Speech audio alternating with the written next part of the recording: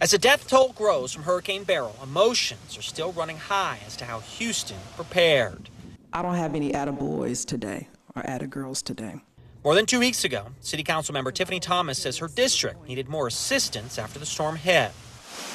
I had seniors charging life alerts in their cars, ventilators in their cars, and there was no support. Emergency leaders met with council today to lay out what they did before the storm. They say at the end of June it became on their radar. But a week before it made landfall, they held their first call with state emergency leaders. The next day, they had discussions with the Coast Guard, police, and public works. 3 days before the storm, they staged equipment.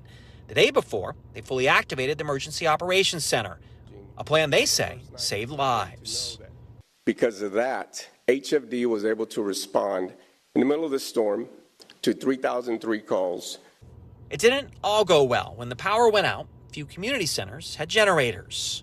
I'm going to make generators probably one of the highest priorities. It wasn't just power that went out, but cell phone towers. To improve communication, they want to utilize churches and volunteers to spread information in person. Changes they can make now. As for long-term goals like providing ice, it may take more time. After Hurricane Beryl, the city trucked in $200,000 worth of ice from Kentucky. Emergency leaders say that's something they can't do before a storm arrives. How do we know that that area is not going to be impacted? How do we know that debris or trees aren't going to fall in that trailer? Who's going to man those trailers? Security issues. To fix this, they want a warehouse where ice can be created and stored. No timeline was given on how that could happen or how the city plans to pay for it. Improvements, though, city leaders say need to happen in case millions lose power again. There's been a lot of neglect. We know that. We have a great city, great people, but we have challenges that we've got to address. Tonight, big parts of Houston are still not looking so hot after two powerful storms. Yeah, neighborhoods are littered with debris, and with tomorrow's ABC 13 Weather Alert Day, people are worried that those piles will lead to clogged ditches and drains. ABC 13's Pooja Lodia is live with a look at the situation in Independence Heights. You know, so many of the homes here are still damaged from Hurricane Beryl. But the bigger concern for so many of these homeowners is right here. Piles and piles of storm debris. Just look at how high this pile is. And this is what we are seeing all over Southeast Texas. The whole awning have been down by the tree. You can see the debris are there. Pierre Puget is working as quickly as he can. Overwhelmed, honestly overwhelmed. A lot of pickup should be done as soon as possible for us to be able to go farther with the work we have to do. Since Beryl hit, Houston crews have picked up about 150,000 tons of storm debris. That's enough to fill up about half the Astrodome. But even with extra crews in place, cleaning up is a slow process. Areas like West Houston and places southeast of Houston, like Pearland and Friendswood, haven't been serviced at all yet. They haven't come about, so I don't know how long that's going to take. They're taking 2-3 months to pick this up. Most of this is from the first storm. Yeah. Yeah, so it's bad out here. So you're seeing a lot of this debris from the storm back in May, then again with Beryl. Up again.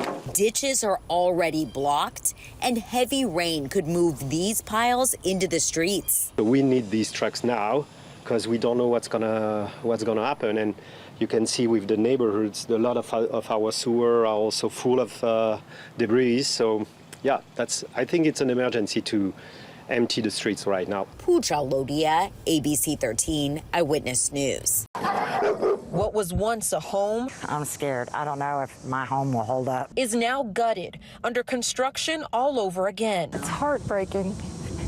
I mean, you had kids here, grandkids. Linda and Cameron Brown have lived here for more than 20 years. That is until 2 weeks ago today. This is where the tree was.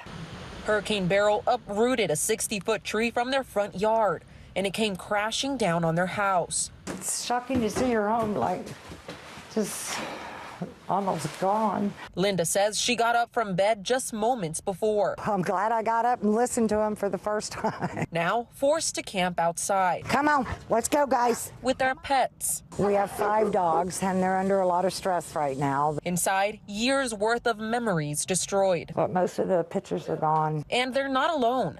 About 200,000 Texas households are getting help through FEMA, expected to receive more than $175 million in financial assistance to get back on their feet after the storm. For the Browns, it's just a waiting game.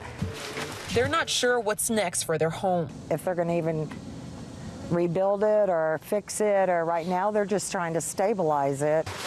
And while most people are moving on, they have a message to share. Be kind to others. You don't know what they're going through. And be grateful, because this is very devastating.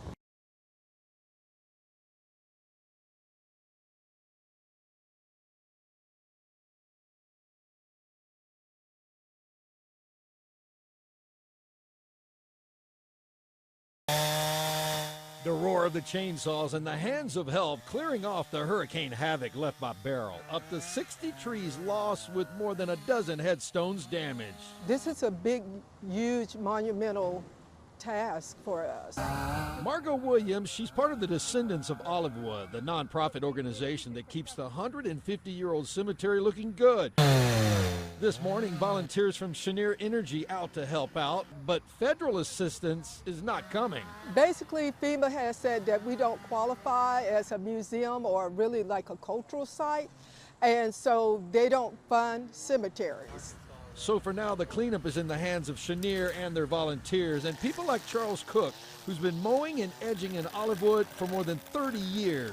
It's all about community, you know, and we only come this way one time, so try and leave it a little bit better than you found it. If you were to turn that camera that way, you can see our office building. So we're literally at the doorstep of where we work. These are our neighbors. So we want to give back to our neighbors. Olivewood, a piece of Houston history, a piece of Texas history, needs help, needs your help. This is a historical cultural site.